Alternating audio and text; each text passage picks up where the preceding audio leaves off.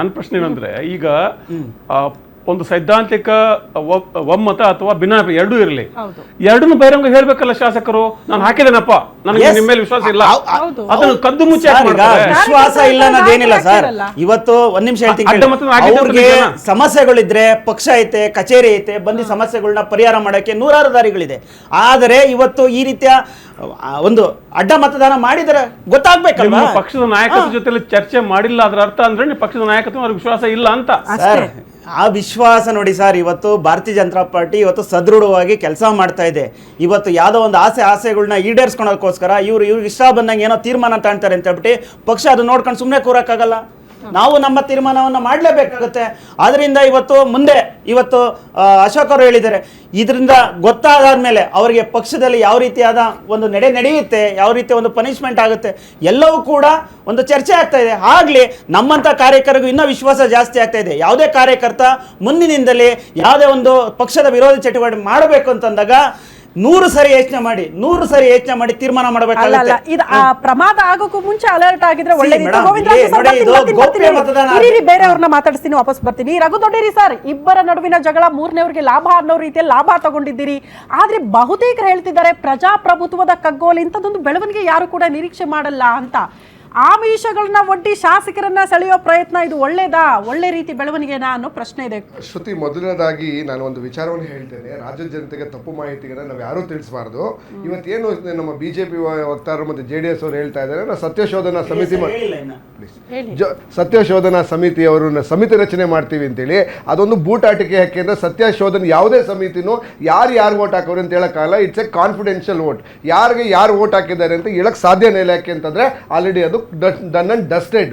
Okay, ಏನೇ ಇದ್ರೂ ಒಂದು ಮೇಲ್ನೋಟಕ್ಕೆ ಒಂದು ಆಂಟಿಸಿಪೇಟ್ ಮಾಡ್ಬೋದೇ ಹೊರತು ಅದನ್ನ ಸತ್ಯಶೋಧನೆ ಕಡೆಕಾಗಲ್ಲ. ಬಟ್ ವಾಸ್ತವವಾಗಿ ಏನು ನಡೀತಾ ಇದೆ, ಯಾಕೆ ಬಿಜೆಪಿನಲ್ಲಿ ಸರಿಸುಮಾರು ಪ್ರಪಂಚದಲ್ಲಿ ದೊಡ್ಡ ಲಾರ್ಜೆಸ್ಟ್ ಪಕ್ಷ ಅಂತ ಹೇಳ್ತಕ್ಕಂಥ ಶಿಸ್ತಿನ ಪಕ್ಷ, ಪಾರ್ಟಿ ವಿತ್ ಡಿಫರೆನ್ಸ್ ಅಂತ ಹೇಳ್ತಕ್ಕಂಥ ಪಕ್ಷದ ಸರಿಸುಮಾರು 7 ರಿಂದ 8 ಶಾಸಕರು ಯಾಕೆ ಅಡ್ಡ ಮತದಾನವನ್ನು ಮಾಡಿದ್ರು ಅಂದ್ರೆ ಇವ್ರು ಹೇಳ್ದಾಗೆ, ನಮ್ಮ ಬಸವರಾಜ ಇಟ್ನಾಳ್ ಅವರು ಹೇಳ್ದಾಗೆ ಬಿಜೆಪಿ ನಾಯಕತ್ವದಲ್ಲಿರ್ತಕ್ಕಂಥ ಗೊಂದಲ ಮತ್ತು ಬಿಜೆಪಿ ನಾಯಕತ್ವದಲ್ಲಿ ನಂಬಿಕೆಯನ್ನು ಕಳ್ಕೊಂಡಿರ್ತಕ್ಕಂಥ ಶಾಸಕರು ಅವ್ರಿಗೆ ಆತ್ಮಸಾಕ್ಷ್ಯ ಮತಗಳನ್ನು ಹಾಕಿದ್ದಾರೆ ಅಂತ ಅನ್ಸುತ್ತೆ.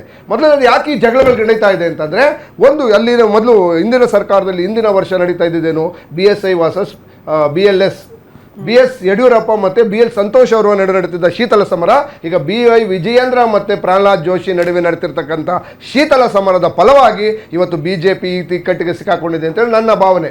ಯಾಕೆ ಅಂತ ಹೇಳಿದ್ರೆ, ಹೇಗಾದರೂ ಮಾಡಿ ನಾನು ಮುಂದಿನ ಬಾರಿ ನಾನೇ ರಾಜ್ಯದ ನಾಯಕತ್ವವನ್ನು ತೆಗೆದುಕೊಳ್ಬೇಕು ಅಂತ ಹೇಳಿ ನಮ್ಮ ಪ್ರಹ್ಲಾದ್ ಜೋಶಿ ಅವರು ಕೇಂದ್ರದಿಂದ ಬಂದು ಹೈಜಾಕ್ ಆಗಿ ಇಲ್ಲಿ ವಿಜಯೇಂದ್ರ ಅವ್ರನ್ನ ಇಳಿಸಬೇಕು ಅಂತ ಹೇಳುವಂಥ ಒಂದು ಹುನ್ನಾರ ನಡೀತಾ ಇದೆ ಅಂತೇಳಿ ಬಿಜೆಪಿಯ ನಾಯಕರುಗಳು ಹೇಳ್ತಾ ಇರ್ತಕ್ಕಂಥ ವಿಚಾರ. ಅದು ನನ್ನ ಕಿವಿಗೆ ಬಂದಿರತಕ್ಕಂಥದ್ದು. ಈ ಇಬ್ಬರ ನಡುವೆ ಮನೆಯೊಂದು 3 ಬಾಗಿಲಾಗಿದೆ. ಆ ಜಗಳದಿಂದ ಆಗಿರ್ತಕ್ಕಂಥ ಇದನ್ನ ಅವ್ರು ಸರಿಪಡಿಸ್ಕೊಳ್ಳಿ, ಅದು ಅವರ ವೈಯಕ್ತಿಕ ಪಕ್ಷದ ವಿಚಾರ. ಬಟ್ ನೀವು ನನಗೆ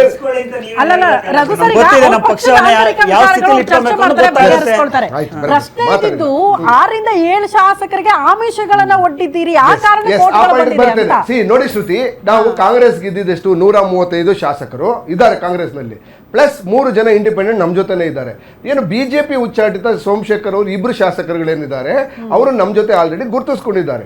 ಸೊ ಸರಿಸುಮಾರು ನಮಗೆ 140 ಫಿಕ್ಸ್ಡ್ ವೋಟ್ಸ್ ಇದೆ. ನಮಗೆ 28 ಮತಗಳು, ಒಬ್ಬ ಅಭ್ಯರ್ಥಿ ಗೆಲ್ಲಲು 28 ಮತಗಳು ಬೇಕು. ನಮ್ಗೆ ಇದ್ದಿದ್ದು 5 ಅಭ್ಯರ್ಥಿಗಳು, 140 ಸ್ಥಾನಗಳು ಆಯಾಸವಾಗಿ ಯಾವುದೇ ತೊಂದರೆ ಇಲ್ದಿರ ನಾವು ಗೆಲ್ಲಬಹುದಿತ್ತು. ಅದು ನಿಜವಾಗ್ಲೂ ನಡೆದಿದ್ದೇನು? ಸೊ ಯಾವಾಗ ನಾವು ಪ್ರತಿ ಅಭ್ಯರ್ಥಿಗೆ 28 ಮತಗಳನ್ನು ಹಾಕಬೇಕು ಅಂತ ತೀರ್ಮಾನ ಮಾಡಿಕೊಂಡು ನಾವು ಸುಮ್ಮನೆ ಇದ್ವಿ, ಯಾವ ರೆಸಾರ್ಟು ಪ್ಲಾನ್ ಮಾಡಿರಲಿಲ್ಲ.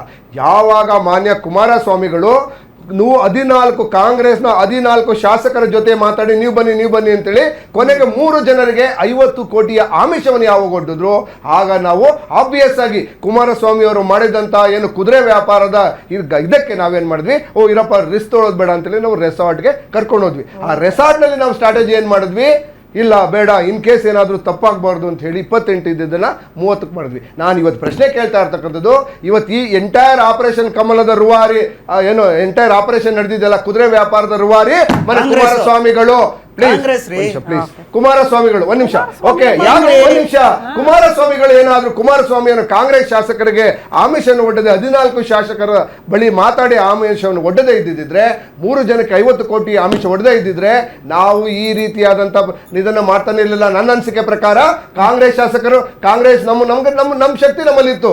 140 ಜನ ಗೆಲ್ಬಹುದು, ನಾವೇ ಹೋಗೋಣ ಆಪರೇಷನ್ ಕಮಲಕ್ಕೆ.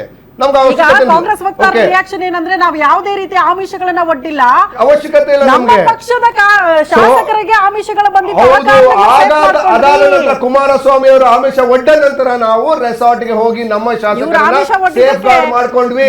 ಅದಾದ ನಂತರ ಬಿಜೆಪಿಯ ಒಳಜಗಳದಿಂದ ಮತ್ತೆ ಜೆಡಿಎಸ್ ನಲ್ಲಿದ್ದಂತ ಈ ಏನು ಬೇಸತ್ತಂತ ನಾಯಕರುಗಳು ಆತ್ಮಸಾಕ್ಷಿ ಮತಗಳನ್ನ ಹಾಕಿದ್ದಾರೆ ಅನ್ಸುತ್ತೆ. ಯಾವುದೇ ಕುದುರೆ ವ್ಯಾಪಾರಕ್ಕೆ ನಾವು ಮುಂದಾಗಿಲ್ಲ, ಯಾರಿಗೂ ಆಮಿಷಗಳನ್ನ ಒಡ್ಡಿಲ್ಲ. ನಾವು ಬಹಳ ನಿಷ್ಠೆಯಿಂದ ನಮ್ಮ ಶಾಸಕರನ್ನ ಉಳಿಸ್ಕೊಂಡು ಸಾಕು ನಮ್ಮ ಓಟ್ ನಮಗೆ ಅನ್ನೋ ರೀತಿಯಲ್ಲಿ ಇದ್ವಿ. ಅವರೇ ಆತ್ಮ ಸಾಕ್ಷಿಯಾಗಿ ತಮ್ಮ ಪಕ್ಷದ ಬಗ್ಗೆ ವಿಶ್ವಾಸ ಕಳ್ಕೊಂಡು ಬಂದು ಓಟ್ ಹಾಕಿದ್ದಾರೆ. ಅದ್ರಲ್ಲಿ ನಮ್ದೇನ್ ತಪ್ಪಿದೆ ಅಂತ ಕಾಂಗ್ರೆಸ್ನವರ ವಾದ.